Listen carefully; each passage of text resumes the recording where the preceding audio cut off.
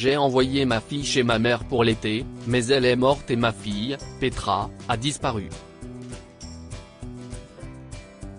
Je m'appelle Carla, et voici mon histoire, qui relate comment j'ai failli perdre toute ma famille. Je devais retrouver Petra avant le pire ne lui arrive. Allais-je réussir? À quand remonte la dernière fois qu'une matinée a semblé aussi calme? Se demanda Carla. Elle était assise dans le calme de sa maison, feuilletant un magazine de mode et sirotant un café noir. Son adolescente de fille, Petra, passait l'été chez sa grand-mère Rosaline dans l'Ohio, laissant Carla sans le chaos habituel du matin. Petra, 14 ans et avide d'indépendance, avait insisté pour faire cette visite. Carla, mère célibataire depuis que son mari est parti quand Petra avait 3 ans, avait hésité avant de finalement céder, fière du désir de sa fille de passer du temps en famille. Carla a vérifié son téléphone et n'a vu aucun nouveau message de Petra. La jeune fille échangeait sur FaceTime avec Carla tout en essayant des recettes avec Rosaline, et parfois, elle envoyait des photos du potager de Rosaline. Cependant, ce matin, il n'y avait pas de nouveaux messages. Réalisant qu'elle devait se préparer pour aller travailler, Carla a rangé le téléphone. Soudain, un appel a retenti. Elle a répondu, déconcertée par le numéro inconnu. « Est-ce que je parle à Madame Carla ?» demanda la voix à l'autre bout du fil au milieu d'un bruit de fond. « Oui. De quoi s'agit-il ?» a répondu Carla. Le cœur de Carla se serra. Elle venait de parler à Rosaline la veille. Comment cela a-t-il pu se produire? Êtes-vous sûr d'avoir composé le bon numéro? Demanda-t-elle en tremblant. Le policier révéla alors les coordonnées de la victime, ce qui fit frissonner Carla. « Oh mon Dieu !» sanglota-t-elle. « Comment? Qui lui a fait ça? Nous sommes toujours en train d'enquêter, madame, » a répondu l'officier. « Pouvez-vous venir au poste? Attendez, et ma fille? Est-elle en sécurité? Votre fille? Elle rendait visite à ma mère pour l'été, » a expliqué Carla. « Où est ma fille? Dites-moi qu'elle est vivante. » « Nous n'avons trouvé personne d'autre à la résidence, madame, » a répondu l'agent. « Avez-vous les coordonnées de votre fille? Nous pourrions essayer de la localiser. » Carla, désormais paniquée, a fourni les coordonnées de Petra. « Vous devez la retrouver, monsieur l'agent. Ce n'est qu'une enfant. Si est-il la première fois qu'elle se rend seule dans la ville de ma mère. Nous ferons de notre mieux pour la localiser, madame, » a assuré l'agent Cummins. « Pouvez-vous nous dire ce que portait votre fille la dernière fois que vous l'avez vue? » Carla a relayé l'information, la voix tremblante de peur et d'incrédulité. L'appel avec l'agent Cummins s'est terminé brusquement, laissant Carla désemparée. Elle a composé le numéro de Petra à plusieurs reprises, mais seule la messagerie vocale l'a accueilli. « S'il te plaît, ma fille, réponds », sanglota-t-elle en composant à nouveau le numéro de sa fille. Il n'y a pas eu de réponse. Carla savait qu'elle ne pouvait plus attendre.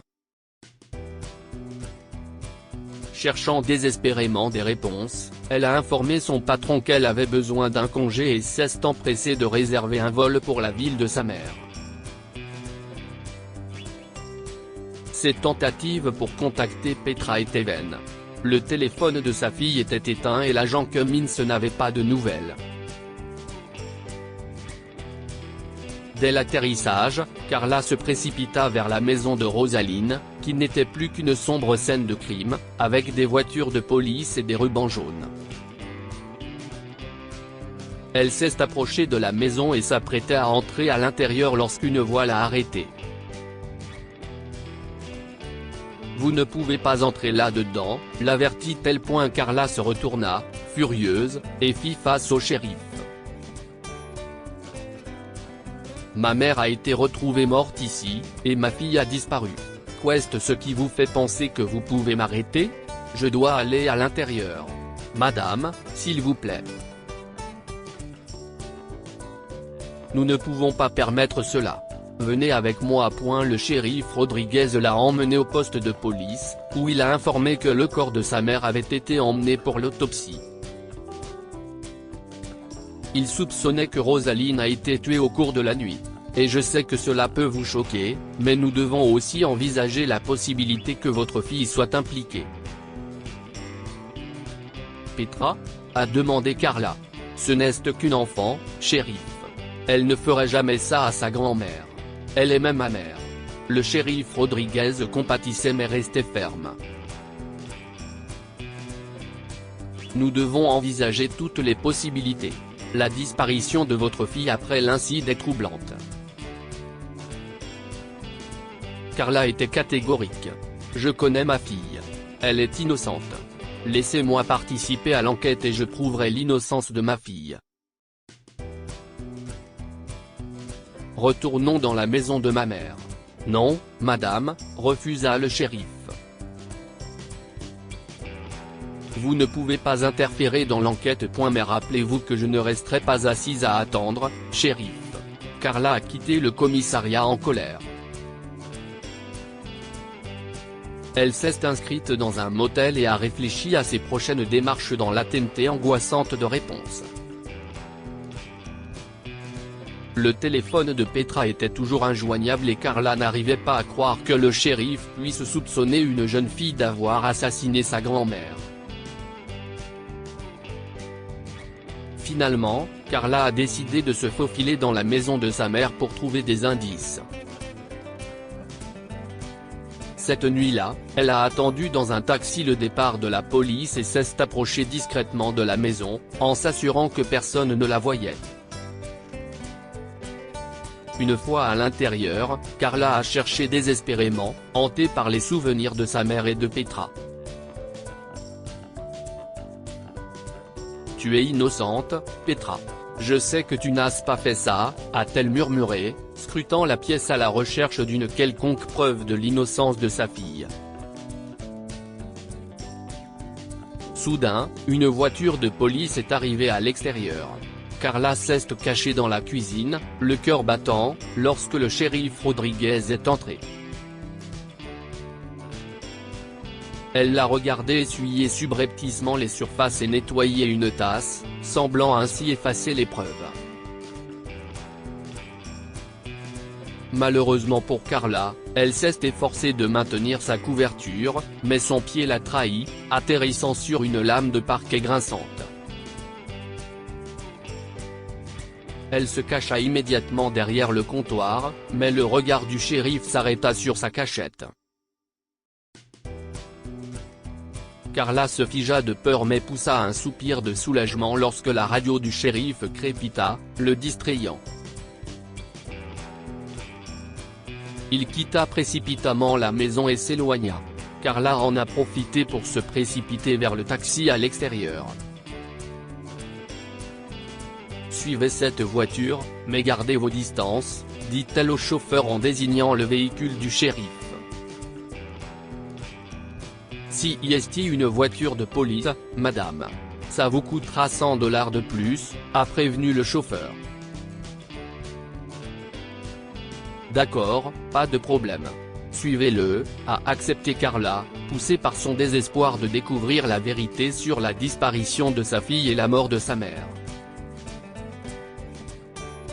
Arrêtez-vous ici, a-t-elle indiqué au chauffeur de taxi alors qu'il suivait le shérif jusqu'à une modeste maison.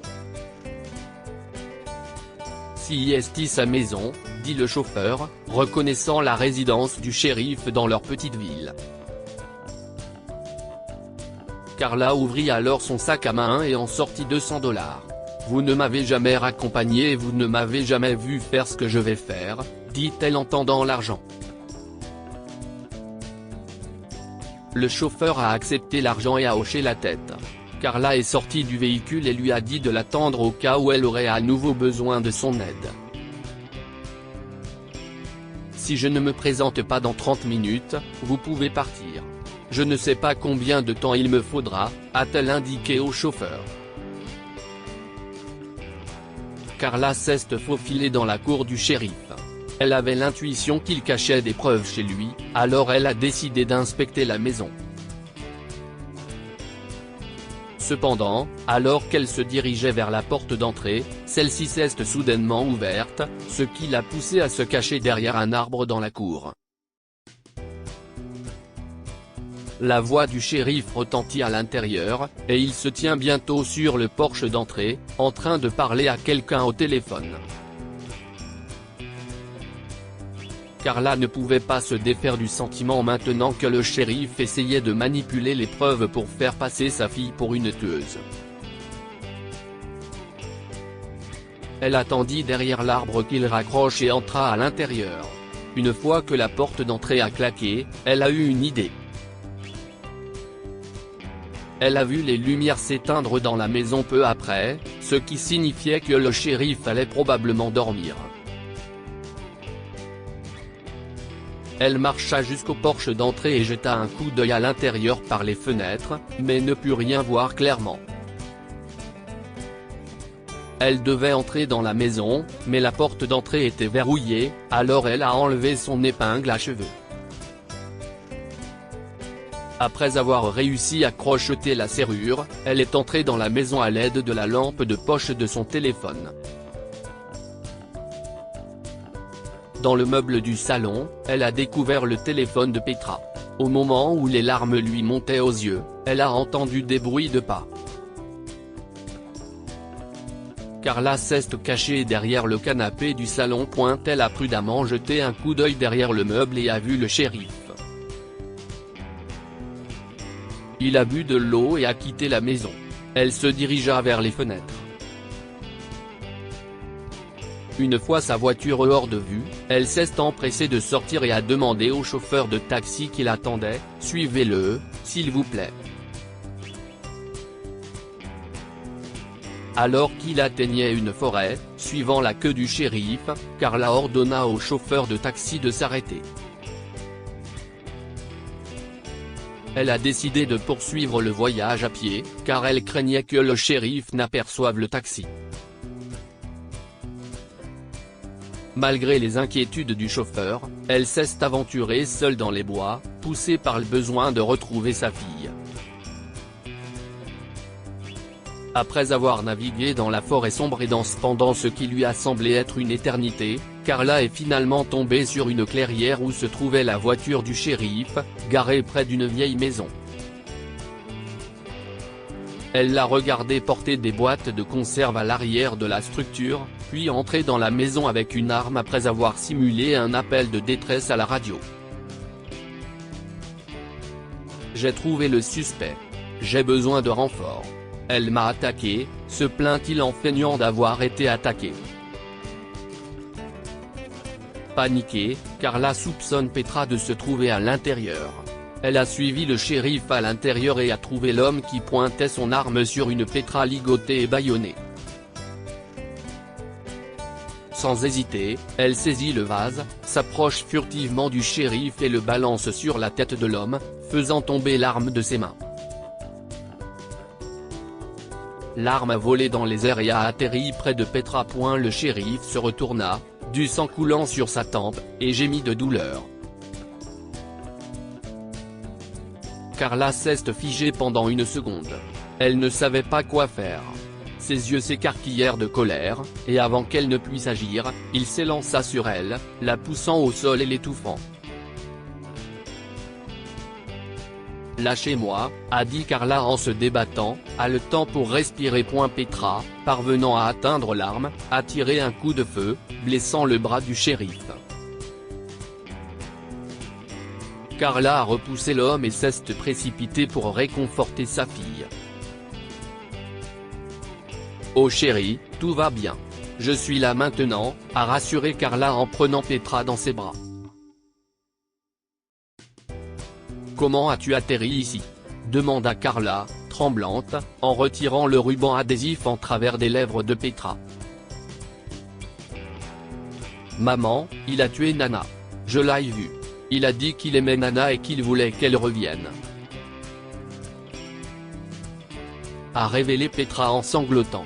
Elle a raconté comment le shérif Rodriguez, amoureux de Rosaline, l'a tué lors d'une dispute après qu'elle ait repoussé ses avances. En entendant cela, Carla a vu son passé défiler devant ses yeux. Le shérif Rodriguez était son père biologique. Il avait quitté Rosaline enceinte pour une autre femme il y a 30 ans, mais ils voulaient se remettre ensemble maintenant, ce à quoi Rosaline s'opposait, ce qui a entraîné sa mort. L'odeur de fumée ramena Carla au présent. Le shérif, à l'extérieur, a mis le feu à la maison. Carla l'affronta. « Arrête.